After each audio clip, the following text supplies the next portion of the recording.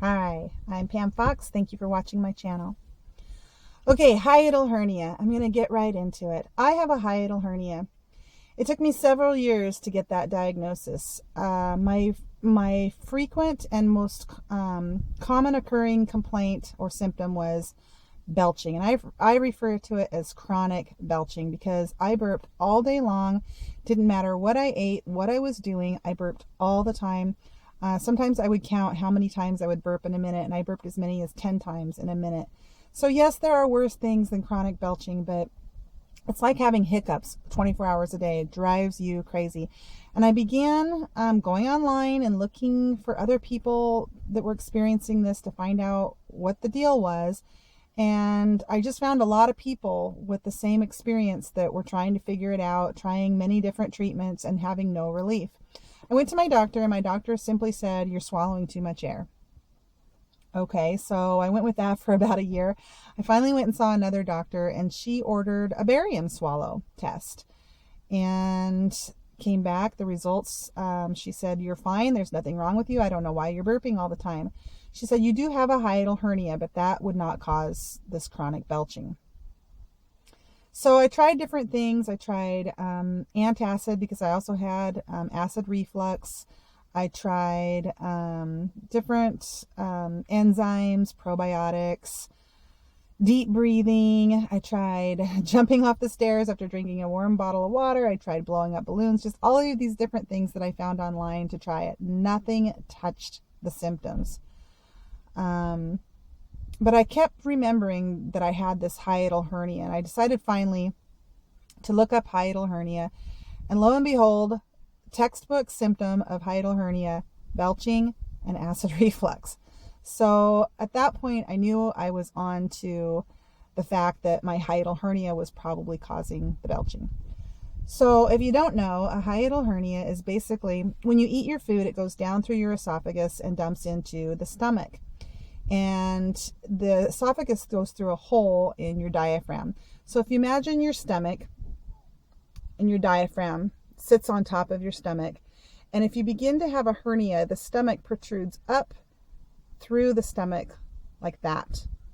And so the way I visualize it is there's a one-way valve there where the esophagus meets the stomach. And if you think about one of those little blow-up beach balls or the little swimmies we put on our kids, little arm wings, there's a one-way valve, and you have to pinch it with your teeth or squeeze it with your fingers to blow in.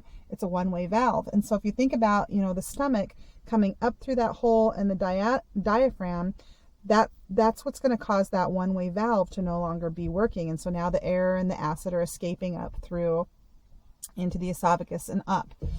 And so I knew that I had to figure out a way to get my stomach down and to keep it down. And I remembered this deep breathing that I'd come across on a forum years ago. Someone had mentioned that someone came to her place of work and did these deep breathing techniques, and her burping went away. And so every couple of weeks, the burping would come back, and she would simply do this deep breathing. So of course, there I am at the computer, and I'm doing as deep as breathing as I can do, and it wasn't touching my symptom. I was burping through all the deep breathing. So I decided to go back to that. And before I get to that, I want to say I'm going to talk about three things in this video. The three primary ways that I treat my hiatal hernia. I actually have some other ways, and I'll do those in another video. But the three primary things that I believe have really helped me manage my hiatal hernia to the point where I can get instant relief from my burping, or if I get acid reflux, which I don't anymore because I'm vegan and I eat primarily plants, but occasionally I will get acid reflux, so I eat maybe a couple bites of my husband's French fries or something like that, the high fat food, the deep fried French fries. So the number one thing that I did, of course, was I became vegan. So when you're eating vegan, you're eating plants, and they're not as acidic as your typical foods. And so it's the acid in those foods that I find flares up your hiatal hernia. That's one thing. Another thing that flares up your hiatal hernia is stress. I found that to be true time and time again. I wrecked my bike yesterday, and I wasn't burping at all. And as soon as I'm fine, but as soon as I got back up on my bike, I was burping. So for whatever reason, stress causes that stomach to come back up through the diaphragm and become herniated. So stress and the deep breathing can help with that, which I'm going to talk about. But diet, eating a plant-based diet, not only brings down the amount of acidic foods that you're eating, so you're not flaring that up. But you're giving your body the proper, remember, when we give our body the proper foods for healing and for repair, then your immune system can do its job and, find something. And I don't know why people get hiatal hernias. I have read that many people have them and don't even know. Some people are symptomatic, some people are not. Many people have them. And acid reflux. How many people do you know with acid reflux and they just take an antacid? Well, we need that acid in our stomach to digest food, and we take an antacid to neutralize the acid. And really look into these antacids and get the big picture, guys, if you're taking antacids.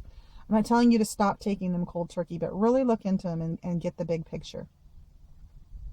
So yes, your diet is critical part of healing your hiatal hernia.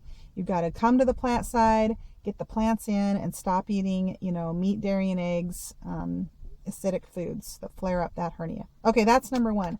So number two, I'm going to talk about a self-manipulation technique that I came across when I was going on YouTube and trying to find methods, ways to heal my hiatal hernia. And I came across self-manipulation. There are several chiropractors that describe this exercise that you can do. And it's basically using your hands to pull your stomach down so that it's in the down position and not up and in the herniated position.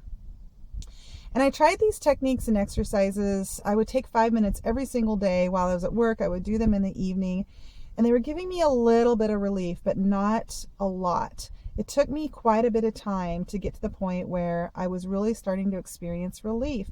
And it got to the point where I was really becoming familiar with where my stomach is, where to push, how far in to push, and all of this. And I noticed in the shower one day, just raising my hands up over my head, I could feel a pinch and a pop and relief of that herniated stomach.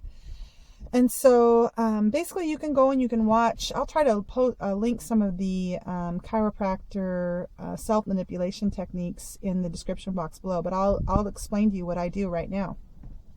I find my rib cage and I slide my fingers along my rib cage right to the middle where the sternum is, and I move my fingers, my hands together. I know you can't see, but I move my fingers about an inch to the left. That's where your stomach is. And I just push in and downward a little bit. So visualize your stomach right there, and you're just putting enough pressure to pull it down a little bit so it's not in that herniated position. And I'm at the point now where if I do become symptomatic and I notice that I'm burping, I can do this technique and get instant relief from my burping. And for those of you out there who are experiencing, you know what I'm talking about, you might be a little excited at the prospect of instant relief from this insane burping.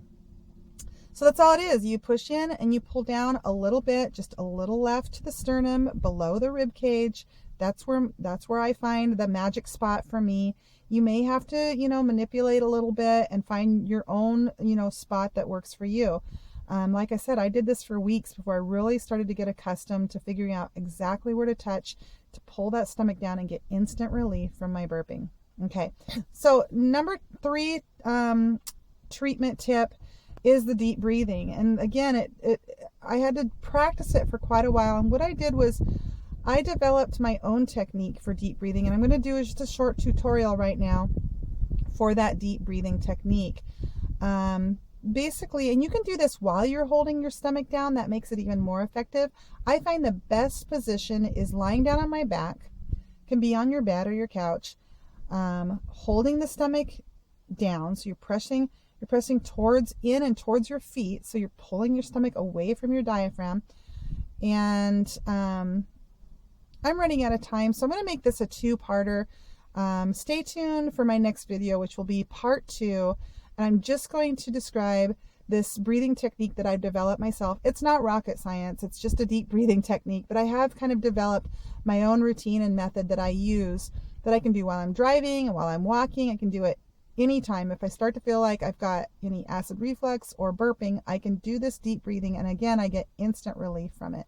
So thank you for watching and stay tuned for part 2.